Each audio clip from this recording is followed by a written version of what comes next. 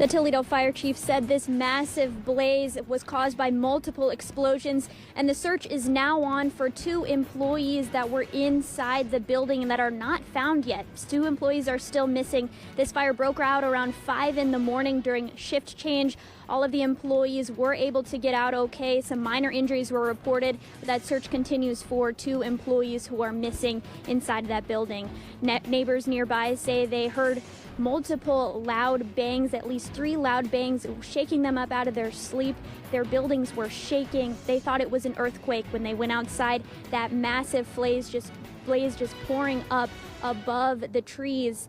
Right now, firefighters are working to knock that down. The smoke still rising up.